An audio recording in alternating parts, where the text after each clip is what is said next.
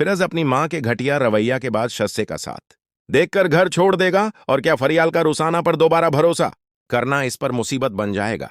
फिरोज अपनी माँ को फरिश्ता समझ रहा था। उसे लग रहा था कि उसकी माँ ने शायद उसकी बीवी को दिल से तस्लीम कर लिया है और उसने संजय को माफ कर दिया और एक्सेप्ट कर लिया उसकी खुशी की खातिर। लेकिन वो यह नहीं जानता था कि उसके पीछे भी उसकी माँ की घटिया साजिश छुपी है। जैसे ही शादी सुबह के वक्त उठी, उसने जल्दी से उठी और सलाम करने के लिए अपनी सास के पास लॉन में पहुंची तो उसकी माँ ने गुस्से से उसका हाथ झटक दिया और कहा कि तुम जैसी औरतों को मैं अच्छी तरह जानती हूं। तुमने और फरियाल ने मेरे बेटे को ट्रैप किया है ना। मैं तुम्हें कभी माफ नहीं करूंगी और मैं तुम्हें कभी इस घर की बहू तस्लीम नहीं करूंगी और ना ही मैं तुम्हें वो मुकाम दूंगी जो एक बहू का होता है। तो जैसे ही शान ये सुनती है, एकदम से उस पर सख्ता तारी हो जाता है।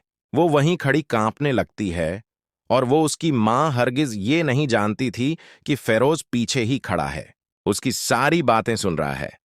फेरोज फिर आगे बढ़ता है और अपनी मां से कहता है कि मम्मा, ये आप क्या कह रही हैं? आज मैंने अपने कानों से सुन लिया कि आप शान से इतनी नफरत करती हैं।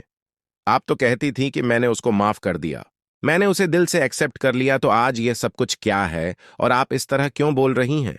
तो वो उसकी मां फिर उसे फेरोज की मां उससे कहती है कि मुझे ऐसे लगता है कि इसने मुझसे मेरा बेटा छीन लिया है। तुम कभी इस तरह से मुझसे बात नहीं करते थे जिस तरह आज जिस टोन में तुम मुझसे बात कर रहे हो। तो वो बहुत ज्यादा वो उससे खफा होती है और कहती हैं कि मैं इस लड़की को इस घर की बहू हरगिज तस्लीम नहीं करूंगी।